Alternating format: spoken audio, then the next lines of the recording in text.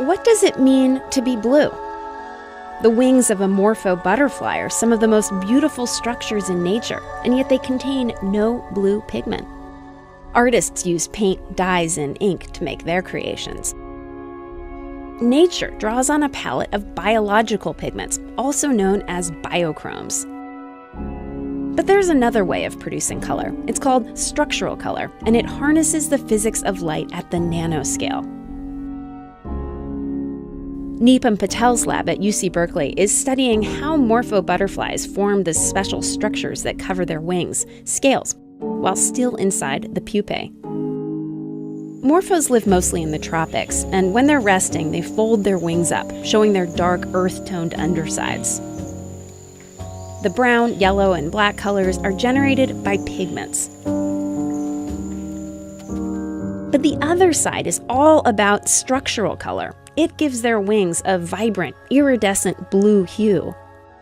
Each scale is like a pixel, a tiny tile in a larger mosaic in layers of overlapping rows. Researchers want to see how structural color takes shape on the wings, but normally this happens inside the pupae, which is opaque. So they figured out how to remove the Morpho wings from the pupae and grow them in a petri dish.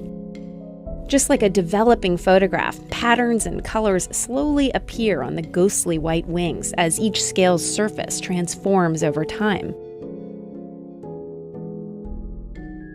Ridges on the scale's surface are a key component that affect how the wing spreads or refracts light, similar to a prism. When light hits these ridges, a phenomena called constructive interference comes into play.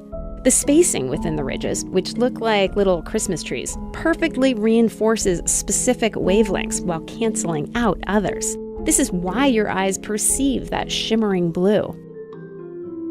Scientists aren't sure why, but vertebrates and plants rarely produce blue as a pigment. For some reason, it's a pigment you don't see much of in nature. So think of structural color as an evolutionary workaround, a way of producing brilliant blues at a nano level, not just on butterfly wings, but on feathers, beetles, even our own bodies.